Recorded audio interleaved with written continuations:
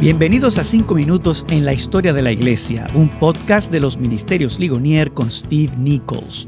En este episodio hablaremos del gran escape de Carlos II de Inglaterra en el año 1651.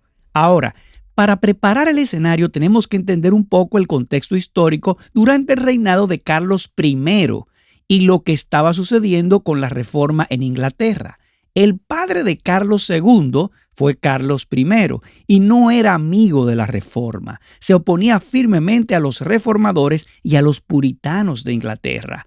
Carlos I utilizó a su secuaz, el arzobispo William Laud, para imponer sus políticas contra los puritanos. De hecho, el predecesor de Carlos I, el rey Jacobo I, provocó la primera salida de los puritanos para establecerse en el Nuevo Mundo. Pero fue durante el reinado de Carlos I que todas las semanas zarpaban barcos llenos de puritanos. La historia juzga a Carlos I como aquel gobernante inepto que sumió a la nación en una guerra civil, llevando a la monarquía a enfrentarse contra el parlamento. Fue Oliverio Cromwell quien lideró las fuerzas parlamentarias para deponer a Carlos I, quien fue decapitado en el año 1649. A la muerte de Carlos I, su hijo Carlos II ascendió al trono con menos de 19 años de edad, aunque contaba con el apoyo real. Sin embargo, su vida estaba en peligro y por eso algunos amigos y los que eran partidarios de la monarquía trataron de sacarlo de Inglaterra. Esto no fue fácil. Carlos II era un hombre alto para su época, medía aproximadamente 1,90 m, en una época en la que la estatura media era 1,70 m. Además, había nacido y había sido educado para ser rey, por lo que no necesariamente pasaba desapercibido entre la gente común. El Palacio de Westminster, que conocemos como el edificio del Parlamento, es un gran edificio icónico de Londres que tiene el Big Ben.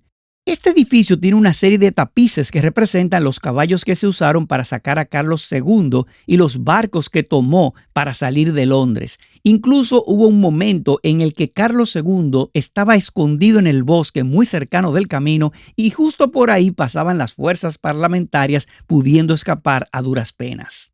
Al lograr salir de Inglaterra para finales de la década de 1650, después de la muerte de Cromwell y la institución del protectorado, Inglaterra quería que su rey regresara. Entonces se hicieron los arreglos para traer de vuelta a Carlos II y ponerlo en el trono. Al retornar al trono, tuvo un regreso glorioso. Si su salida de Inglaterra se hizo a través de muchos subterfugios para mantenerlo escondido, no fue así para su regreso al trono. Fue un acto muy público y ceremonial. Carlos II entró desfilando para reclamar el trono. De hecho, los historiadores denominan esta época como la restauración, porque la monarquía fue restaurada. Pero para nuestros propósitos, la reforma se colocó en un segundo plano y se puso en marcha el status quo de una iglesia anglicana bajo el reinado de Carlos II con una iglesia bastante nominal. Carlos II también restauró las leyes contra los puritanos que celebraban servicios religiosos, y una de esas leyes se llamaba el Acta de Conventículos de 1664. Esta ley prohibía el conventículo, que es una reunión religiosa sin la presencia de un ministro autorizado. Y este conventículo en particular estaba siendo supervisado con una figura que todos conocemos, contemporáneo de Carlos II, llamado Juan Bunyan. Juan Bunyan fue una de las primeras personas en ser arrestadas bajo la restauración del Acta de Conventículos. Y cuando se presentó ante el magistrado le prohibió predicar. Y luego le preguntó, ¿predicarás? Y Juan Bunyan se paró frente a él y le dijo, si me liberas hoy, predicaré mañana. Y así el magistrado puso a Bunyan en la cárcel. Por supuesto, mientras estaba en la cárcel, escribió su libro más famoso, que de seguro tú conoces, El progreso del peregrino. Así que ahí lo tenemos, el gran escape de Carlos II y cómo impactó a Juan Bunyan y eventualmente condujo a que se escribiera su famoso libro. Soy Steve Nichols. Gracias por acompañarnos en 5 minutos en la historia de la Iglesia.